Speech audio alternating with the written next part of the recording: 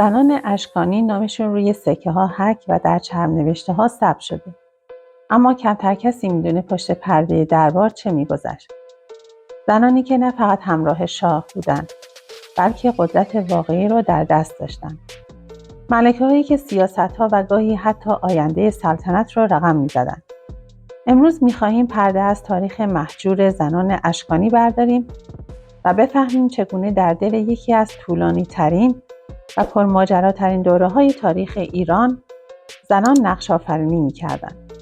با ما همراه بشید تا در قسمت اول ویدیوی زنان اشکانی رازهای قدرت، نفوذ و زندگی زنان این امپراتوری شگفت‌انگیز رو کشف کنیم.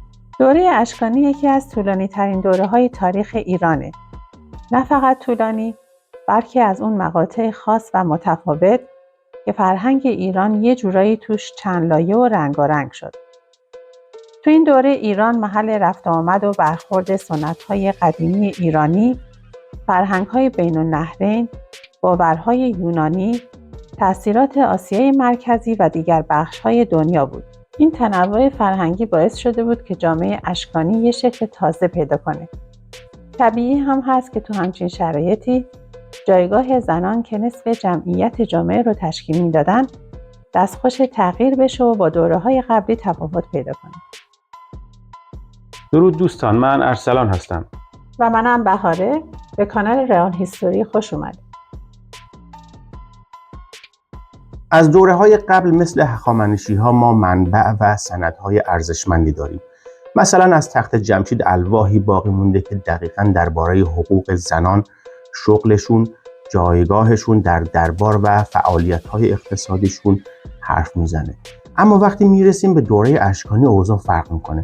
از خود اشکانی‌ها آرشیو منسجمی نداریم، نه مثل ساسانی‌ها کتاب‌های مذهبی و حقوقی متعددی نوشتن، نه مثل هخامنشی‌ها بایگانی اداری مفصلی داشتند. برای همین اطلاعاتی که درباره زنان اشکانی به دست ما رسیده از جاهای مختلف و پراکنده است.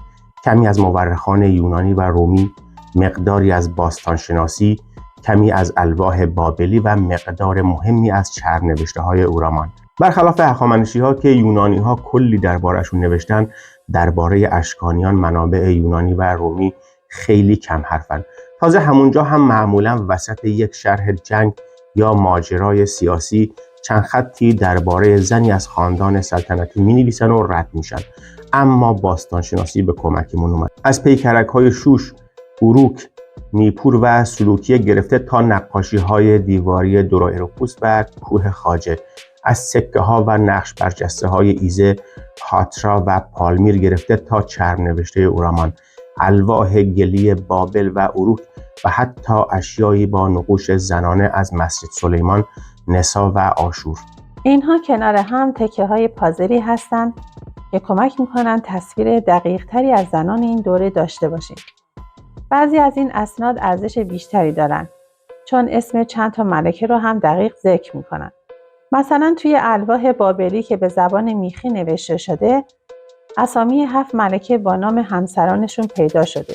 توی چرم‌نوشته‌های اورامان هم اسناد مالی به زبان یونانی هست که اسم 7 زن دیگه رو همراه با تاریخ و نام شوهرشون آورده. مورخان یونانی و رومی هم نوشته‌های اندکی به جای گذاشتن. مجموع اینها کمک میکنه جایگاه ملکه‌ها و میزان نقش‌آفرینیشون روشن‌تر بشه. هدف این ویدیو هم دقیقاً همینه. اینکه بدونیم زنان خاندان سلطنتی اشکانی چه نقشی در سیاست داشتن، چه کسانی مهم بودن، چه اختیاراتی داشتن و از دل اسناد تاریخی و یافته‌های باستانشناسی چه تصویری از اونها داریم. با اینکه مدت زیادی باستانشناس‌ها و مورخان دارن روی اشکانی‌ها کار میکنن، هنوز درباره جایگاه زنان این دوره کار کامل و جامع انجام نشده.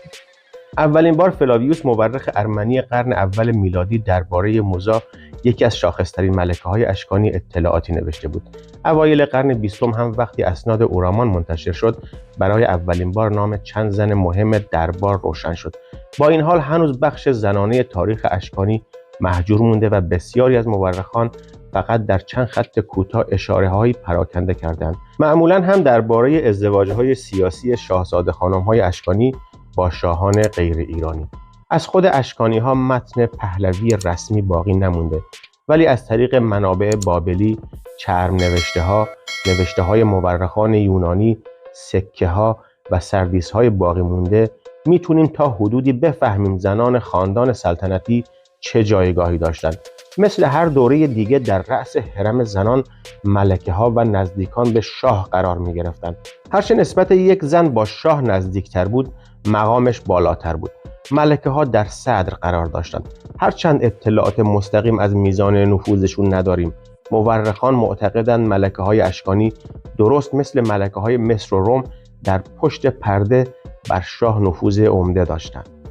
تا حالا نام 14 ملکه اشکانی شناسایی شده. در کتیبه‌های بابلی 5 تای آنها همراه با لقب، نسبت با شاه و تاریخ ثبت شدند. نام ملکه‌ها و متن این کتیبه‌ها این شکلیه: 1 ملکه اوبولنا، ارشکشاه و اوبولنا. این کتیبه متعلق به فرهاد دومه. 2 ملکه آشیاباتور، گودرزشاه و همسرش آشیاباتور بانو، متعلق به گودرز اول. 3 ملکه ایسپوبرزا، ارشک اورود و ایسپوبرزا بانو، متعلق به اورود اول. 4 ملکه پیریوستانا، شاه ارشک و همسرش پیریوستانا بانو، متعلق به فرهاد سوم. 5 تلونیکا، متعلق به فرهاد سوم. در چرم نوشته سال 88 قبل از میلاد به خط و زبان یونانی از اورومان هم نام 3 ملکه ذکر شده: سیاکه خواهر و همسر ارشک، آریازاته با نام دوم اوتومه دختر تیگران، شاه بزرگ و همسر وی، آزاته خواهر تنی و همسر وی. نام شاه در این متن ذکر نشده و در واقع میتوان با توجه به تاریخ اثر و همزمانی آن با زمامداری مهرداد دوم در بین النهرین آن را به وی نسبت دادند. اگر محتوای این کانال رو پسندیدید و دوست داشتید و تا به حال کانال رو سابسکرایب نکردید، لطفاً کانال را سابسکرایب کنید. لایک و کامنت هم یادتون نره. توی چرم نوشته دیگه‌ای در سال 22 قبل از میلاد از دوران فرهاد چهارم نام 4 ملکه دیگه اومده. متن کتیبه این چنینه: در زمان حکومت شاهان ارشک، نیکوکار، عادل و دوستدار یونان و ملکه ها، النیره، کلئوپاترا، باسیرتا و بیستیباناپس. منابع بابلی و چرم نوشته های اورامان که در اونا از زنان خاندان سلطنتی یاد شده از لحاظ مفهومی متنوعند. در این بین برخی مدارک نجومی و بسیاری هم منابع حقوقی، تجاری و یا ادبی هستند. بنابراین با توجه به اینکه نام و لقبشون در کنار نام شاهنشاه قرار می گرفته، میتونیم حدس بزنیم که زنان خاندان سلطنتی در جامعه اون روز شناخته شده بودند، زیرا آوردن نام افراد در کتیبه ها عمدی و با هدفی خاص صورت می گرفته. ممکنه چند زن عقدی به طور همزمان از اعتباری تقریبا یکسان در دربار یا اجتماع برخوردار بوده باشند، زیرا در این اسناد نام 4 زن فرهاد چهارم و 3 زن مهرداد دوم با هم ذکر شده. موضوع از معدود زنانی که بیشترین حجم منابع یونانی و رومی را در بحث از زنان اشکانی به خود اختصاص داده. بهترین منبع مکتوبی که درباره موضوع اطلاعاتی در اختیار قرار میده، مربوط به فلاویوس مورخ ارمنی قرن اول میلادیه. داستانش از سال 20 قبل میلاد شروع میشه، زمانی که آگوست امپراتور روم برای تحکیم روابطش با فرهاد چهارم هدایای زیادی فرستاد، از جمله کنیزی زیبارو به نام موزا. موزا خیلی زود دل شاه رو برد و وقتی پسری به نام فرهادک به دنیا آورد، لقب ملکه گرفت. به این ترتیب کنیز سابق قدرتش در دربار زیاد شد. برای اینکه آینده سلطنت رو برای پسرش تضمین کنه، تونست فرهاد چهارم رو راضی کنه 4 پسر بزرگسالش را به عنوان گروگان راهی روم کنه.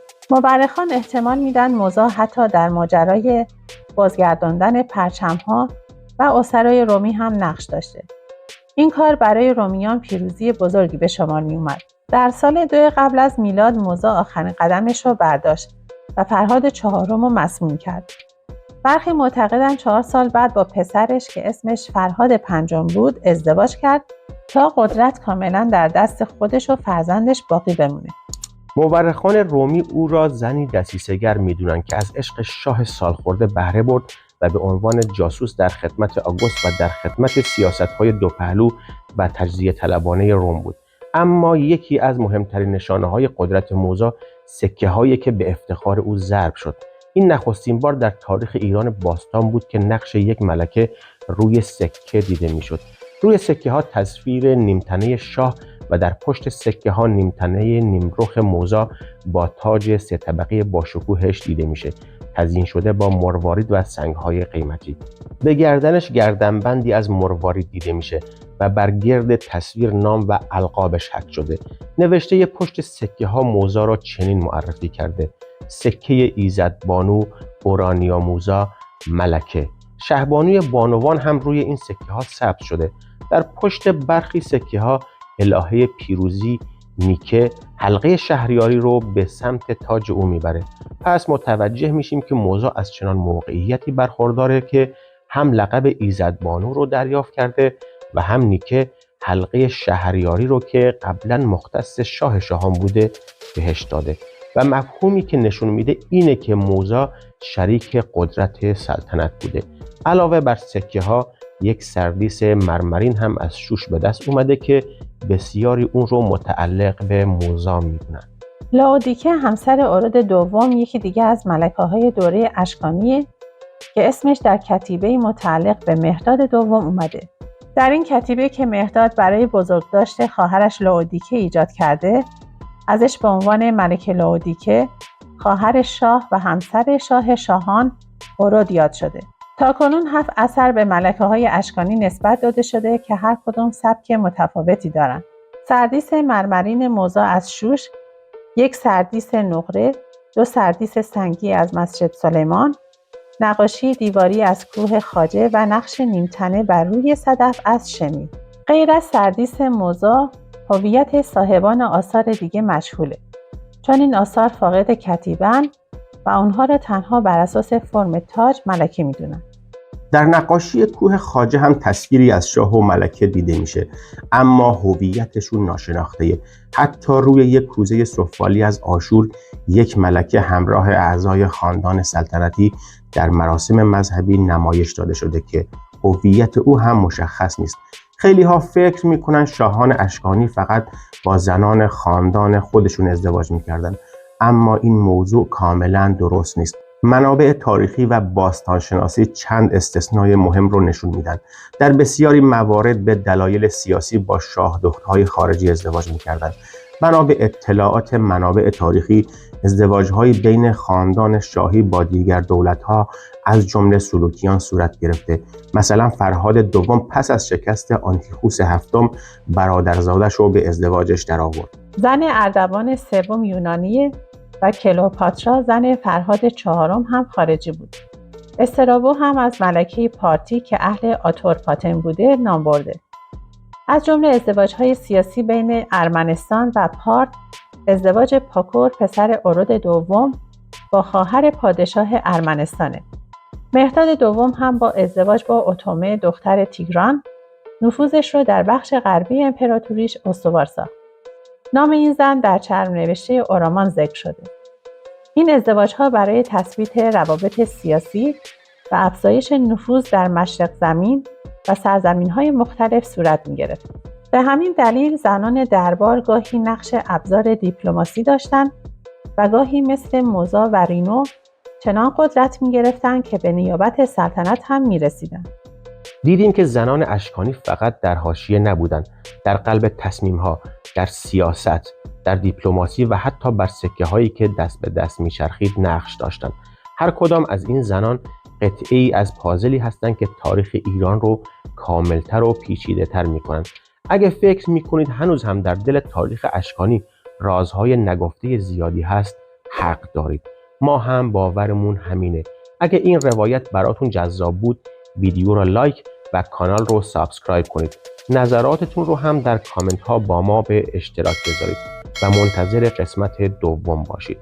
منبع ما در این ویدیو مقاله زنان خاندان سلطنتی در دوره اشکانی نوشته مژگان خان مرادی می باشد. بهروزگار و شادکام باشید.